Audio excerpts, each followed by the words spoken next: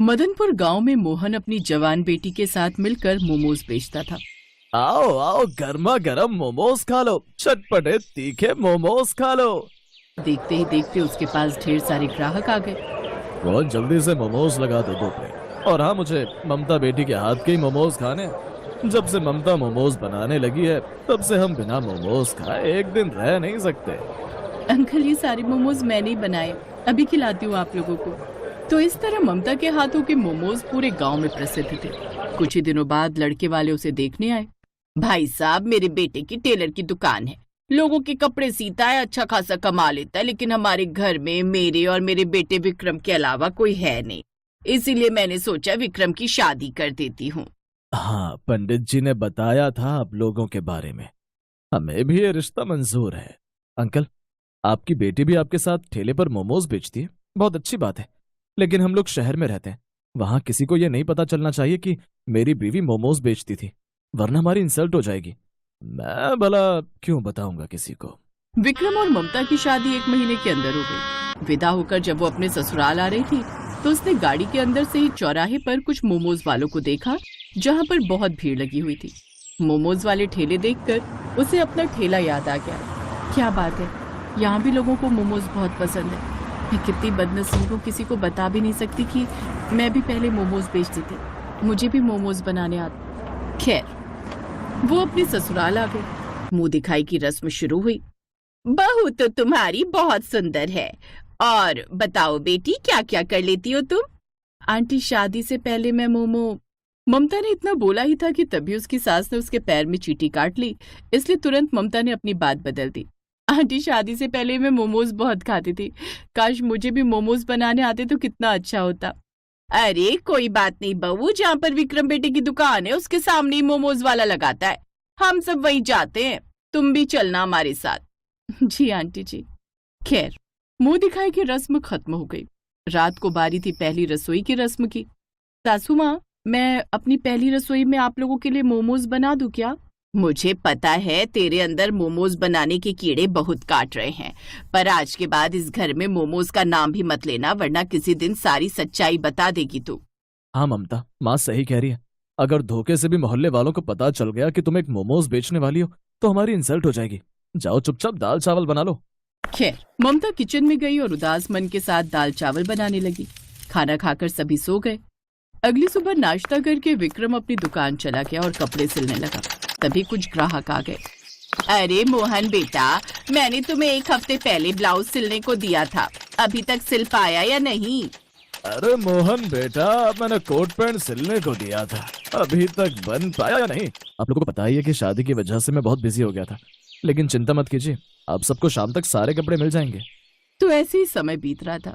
एक शाम ममता और उसकी सास बाजार सब्जी लेने गए तो देखा वहाँ पर मोमोज के ठेले पर लोगों की भीड़ लगी हुई थी। सासू माँ, आज तो यहाँ पर कुछ ज्यादा ही भीड़ लगी हुई है। मुझे यहाँ पर तुझे लाना ही नहीं चाहिए था, बार बार मोमोज की तरफ ही तेरा ध्यान चला जाता है, उधर मत देख। तो इस तरह कई बार ममता ने कोशिश की मोमोज बनाने की, लेकिन उसकी सास और पति ने हर बार मना कर दिया। वो हर बार अपना मन मारकर बैठ जाती थी। ऐसे ही कुछ महीने बीत गए और अचानक एक रोज विक्रम की दुकान में आग लग गई। उसका सारा माल, सारी मशीनें जलकर राख हो गई। परेशान होकर वो घर आया और सारी बात अपनी माँ और पत्नी को बताई। चिंता मत कर बेटा, होनी को कौन टाल सकता है। सही कह रही हो माँ, अभी भी कुछ नहीं बिगड़ा है। मेरी दुकान का बीमा था, मैं कल ही बीमा एजेंट से बात करता हूँ। अगले दिन वो बीमा एजेंट से मिला। उसने सारी बात बीमा एजेंट को बता दी, लेकिन देखिए, कई महीनों से आपने प्रीमियम नहीं भरा था, हमने आपको ईमेल भी भेजे थे, आपने रिस्पॉन्स भी नहीं किया, इसीलिए आपका अकाउंट बंद कर दिया गया था। माफ कीजिएगा, हमारी कंपनी आपकी कोई मदद नहीं कर सकती इसमें। विक्रम उनके सामने गिड़गिड़ाता रहा, लेकिन उस एजेंट ने एक नहीं सुनी। अब थक हार कर वो फिर घर वापस आ गया और सारी बात बता दी। माँ, जब मैं कमाता था तो मोहल्ले वाले हमें अपना रिश्तेदार समझते थे। हर रोज कोई ना कोई आ जाता था और हमारे घर आकर खाना खाता था। बेटा, तुम लोगों के बारे में सोचना छोड़ो और अपने बारे में सोचो कि अब आगे करना क्या है। माँ, मुझे कपड़े सिलने के अलावा और आता ही क्या है? हमारी सारी मशीनें भी बर्बाद हो गई और मेरे पास इतना पैसा भी नहीं है कि मैं नई मशीनें खरीद सकूं। अगर आप लोगों को ठीक लगे तो क्या हम मोमोज वाला बिजनेस शुरू कर सकते हैं?